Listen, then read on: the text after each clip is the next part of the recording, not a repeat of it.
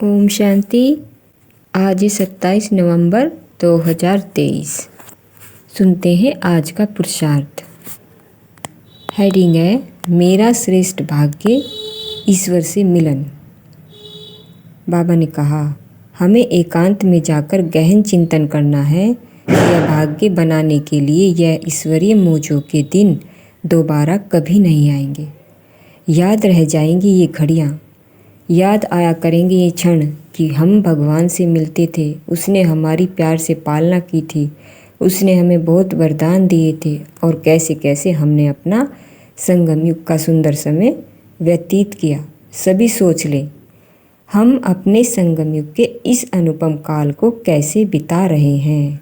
इसलिए मिलन में या मनुष्य से बातें करने में, ईश्वरीय मिलन में या मनुष्य से बातें करने में, ईश्वरीय सुख लेने में या संसार की तृष्णाओं के पीछे दौड़ने में, व्यर्थ चिंतन में या बाबा की छत्र छाया की सर्वश्रेष्ठ अनुभूति में, टाइम वेस्ट करते हुए या प्रतिपल अपना श्रेष्ठ भाग्य बनाते हुए।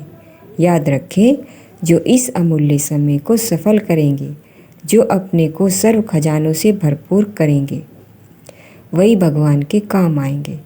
उनके द्वारा ही संसार की महान सेवा होगी। तो हम सभी एक महान सेवा के लिए स्वयं को तैयार करें। हम दृष्टि के द्वारा सबकी सेवा करेंगे, हम अपने वाइब्रेशंस के द्वारा सबकी सेवा करेंगे। हम दो मीठे बोल बोलकर दूसरों को वरदानों की प्राप्तियों का अनुभव करा देंगे। ऐसे सुंदर समय हमारे द्वार पर आने वाला है जब अनेक प्यासी आत्माएं, तड़पती आत्माएं, अशांत और दुखी आत्माएं हमारे पास आएंगी। और याद रहे हमारे द्वार से कोई खाली न जाए, हमारे द्वार से कोई निराश न जाए, हमारे द्वार से सब संतुष्ट होकर जाए। जो जिस भावना और कामना से हमारे पास आए उसे वही प्राप्त हो जाए। ऐसी योग की शक्ति, ऐसी पवित्रता की शक्ति, ऐसी महान शक्तियाँ हमें स्वयं में धारण करनी है। विचार करें कोई प्यासा व्यक्ति हमारे पास आया हो, हमारे द्वार पर खड़ा हो और वह कह रहा हो एक गिलास पानी पिला दो, नहीं तो मैं मरा जा रहा हूँ, और हम उसे पानी ना पिला पाए और हमारे द्वार पर ही वो दम तोड़ दे, तो हमारी फीलिंग्स कैसी होगी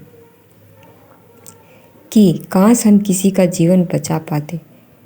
ऐसा ही अनेक बार हमारे सामने होने को जा रहा है। अनेक तड़पती आत्माएं हमारे द्वार पर आएंगी कि हमें दृष्टि दे दो, हमारे कष्ट हर लो, हमारे ऊपर विघ्नों के पहाड़ टूट चुके हैं, हमारे विघ्न हर लो। और सोच लो यदि हम उन्हें मदद ना कर पाए तो हमारी मनोस्थिति कैसी होगी। हमें कितनी निराशा होगी कि काश जब भगवान भाग्य बांट रहा था तो हम भी सचेत रहे होते।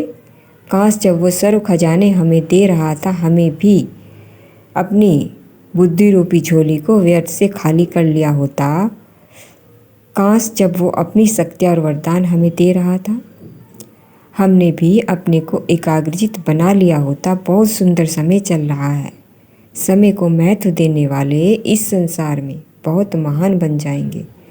वह भगवान के काम आएंगे। वह चारों युग के लिए हीरो एक्टर बन जाएंगे।